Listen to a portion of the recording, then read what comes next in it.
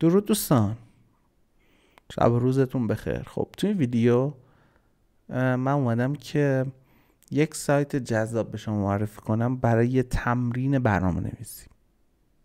شما مثلا یک زبان برنامه نویسی دارید یاد میگیرید و نیاز دارید تمرین کنید و با چالش های واقعی سر کله بزنید و یکی باشه که کد شما رو ببینه و حل کنه. میدونم AI اومده و خیلی از این کارا رو میکنه، ولی خب شما هم نیاز دارید که دانش خودتون رو تقویت کنید و شاید حوصلتون اصلا سر بره بخواید چالش برنامه نویسی رو انجام بدید و هوش خودتون رو مثلا بسنجید. یه چیز خیلی جذابی که از این سایت رو یکی از کارفرماهای من به من معرفی کرد. حدوداً 4 سال پیش بود فکر کنم. یه جا میخواستم استخدام بشم، به جای مصاحبه کارفرمای من اومد یه دونه چالش از این سایت به من داد و گفت توی زمان مد نظر اینو حل کن، اگه حل کنی استخدام میشی. ایده جذابی بود به نظر من و منم دوست داشتم و سایت رو واقعا هنوز تو خاطرم هست و گفتم که با شما به اشتراک بذارم. خب بریم منو کوچیک کنیم. خب خوبه. اسم سایت codewars.com.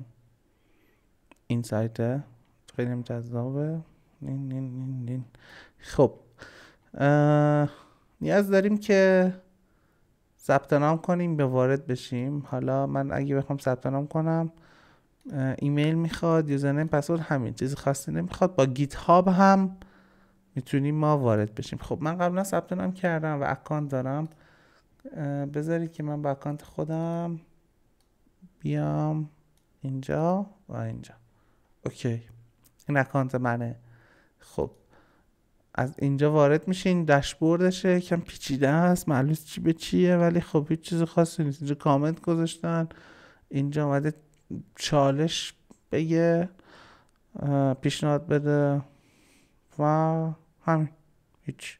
ما میام اینجا بزنیم روی پرکتیس. اینم داره، نمیدونم چیه. فکر کنم این میای کد بقیه رو فیکس میکنی. ولی خب ما میام رو پرکتیس. خب مهم نیست چه زبان برنامه نویسی شما دارید یاد میگیرید، اصلا مهم نیست. شما هر زبانی که دارید یاد میگیرید اوکیه، میتونید به همون زبان تمرین کنید. خب اینجا یه فیلتر سرچ داره که ما میذاریم جدیدترین ها، همه زبان های برنامه نویسی. استاتوس هم رو اپروو بهتره، پروگرس هم حالا آل باشه.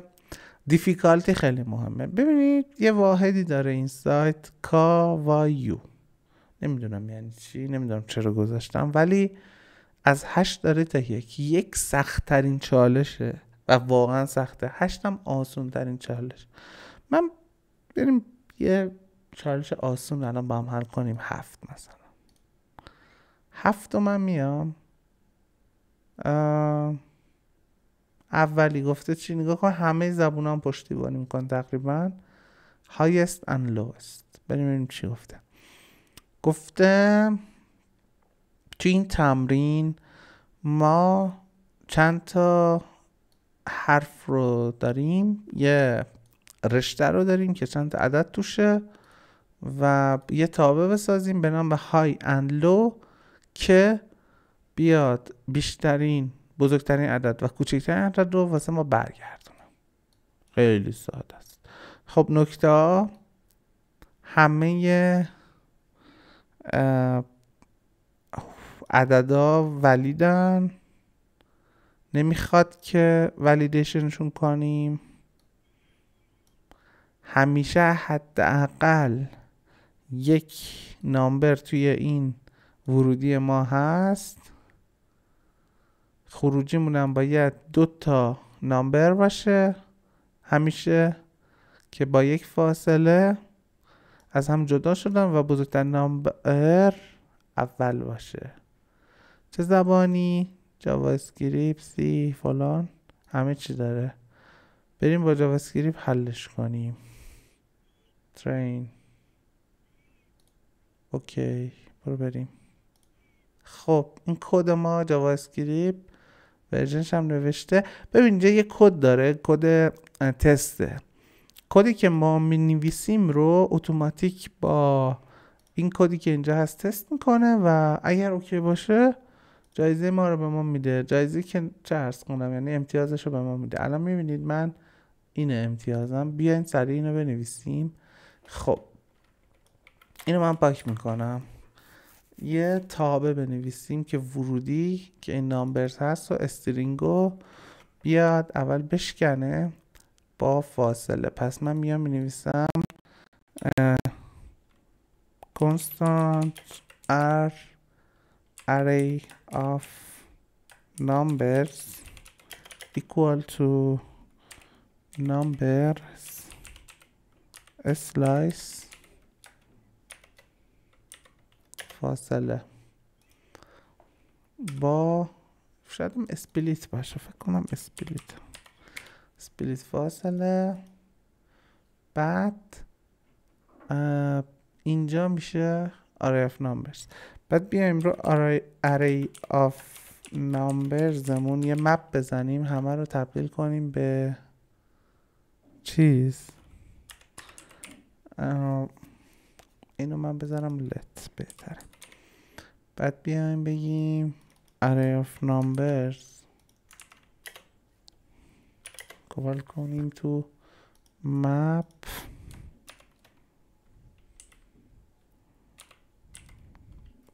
array of numbers. اینم بگیم نامبرش رو برگردون. نامبر.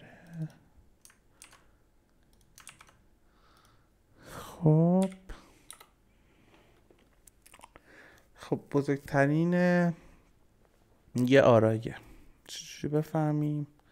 بعد چکش کنیم دیگه. بگیم for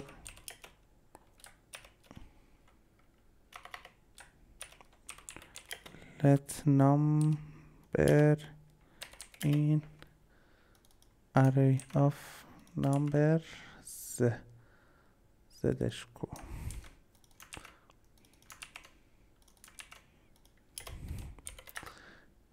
خب اینجا بگیم maximum let max رو بذاریم صفرش. من خیلی وقته کد نزدم، شاید هم دارم بعد کد میزنم ولی اشکال نداره. مینیمومش هم بذاریم همه اولی. خب بعد بگیم آیا اگر n بزرگتر از ماکس بود بیا چیکار کن، n رو بذار تو ماکس. اگرم n کوچکتر از مین بود بیا n رو بذار توی مین. فکر کنم کافی همین. آره. بعد بیا ریترن کن از اینا این این ماکس رو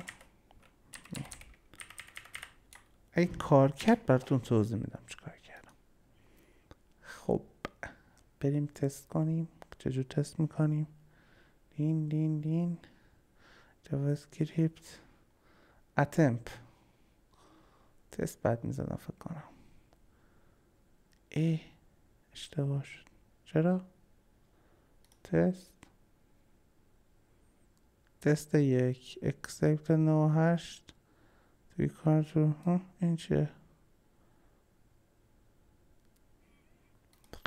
بذارید که من ببینم چی کار کردم. بریم اینو توی مرورگرمون چک کنیم ببینیم چی جوری داره کار میکنه. اینو کنسول میزنم، پیست میکنم. الان بلش کن، بذار بریم یه سایت دیگه.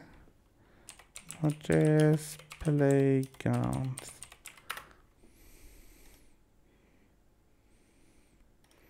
خب اینجا میتونیم کد Node.js بنویسیم.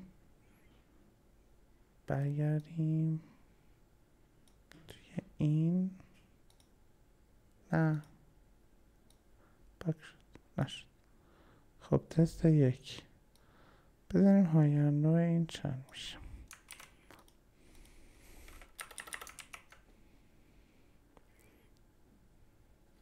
خب پرینتش هم بگیریم. بذار من اینجا فقط اینو پرینت کنم. پرینت array of numbers. بعد for print max print min.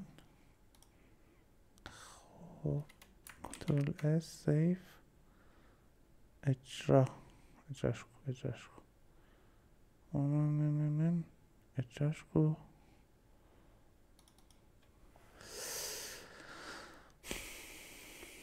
اجراشو نمیبینم.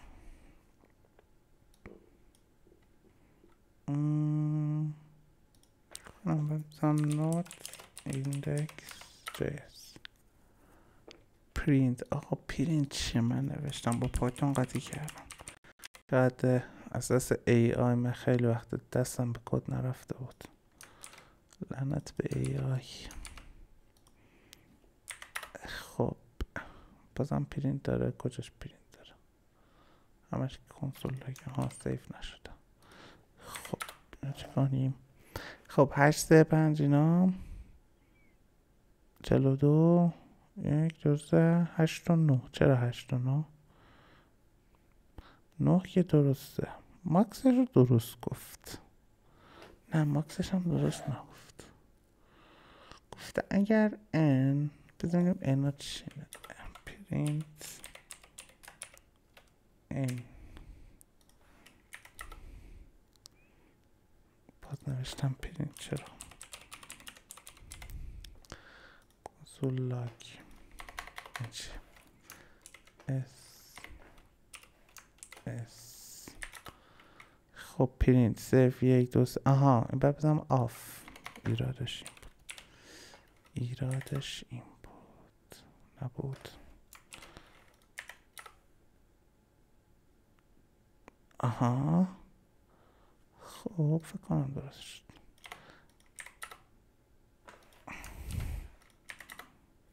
چلو دو و 8.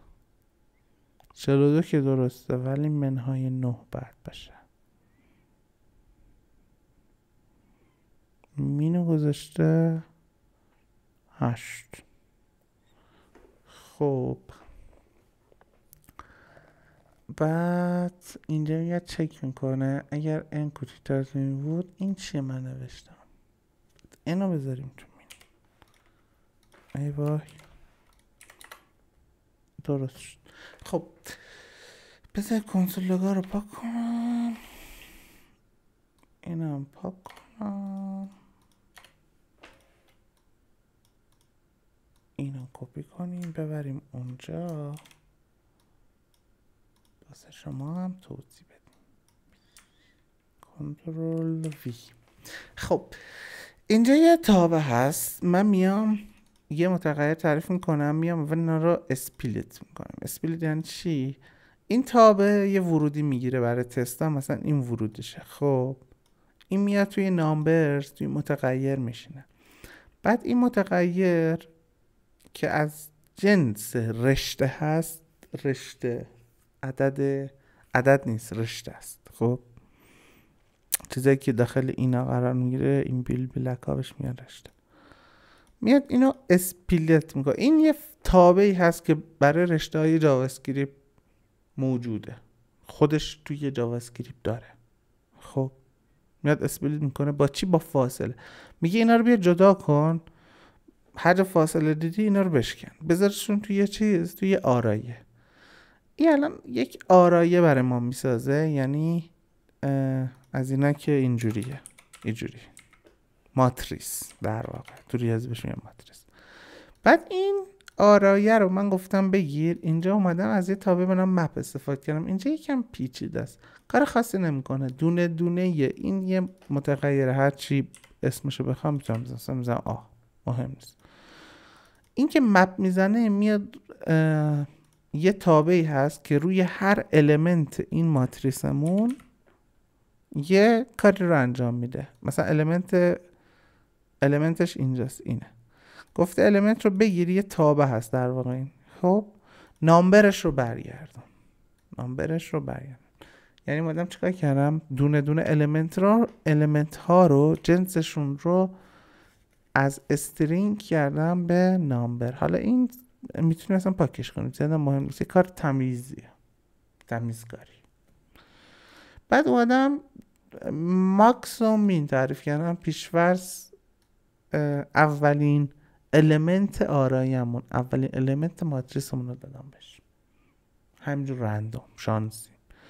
بعد اومدم اینجا یه حلقه نوشتم، گفتم به ازای هر المنتی، هر نامبری از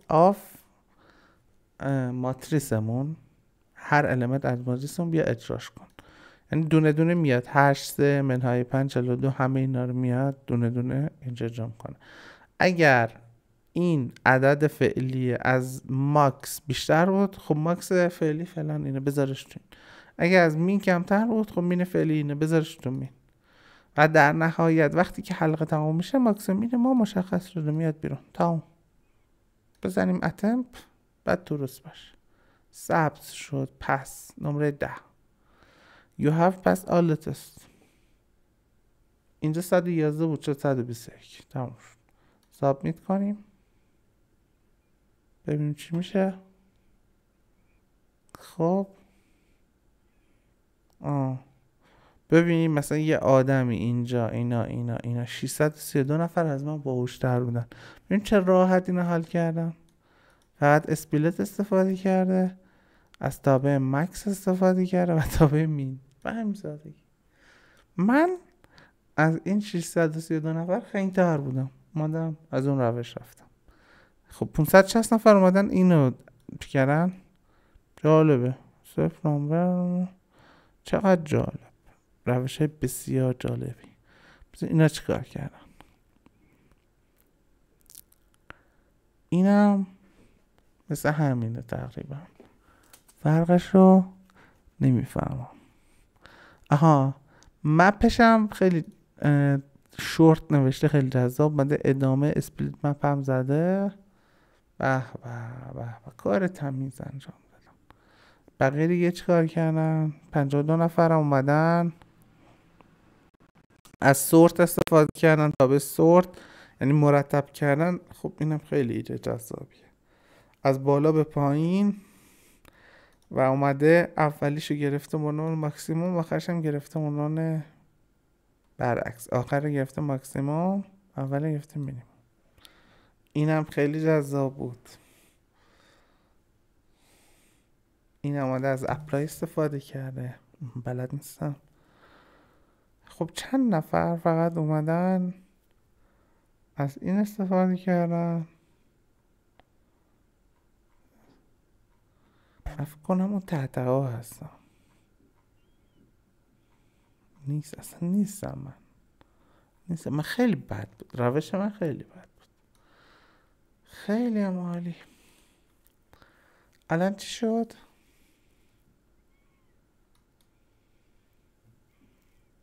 هیچی دیگه، ما انجامش دادیم، تمرین کردیم و بقیه سولوشن هاش هم دیدیم. مال ما از هم بدتر بود، ولی یاد گرفتیم که روش بهتری هم هست. پس این شد نکته مثبتی. اوکی.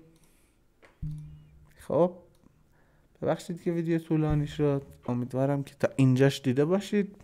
تا ویدیو بعدی، خداحافظ.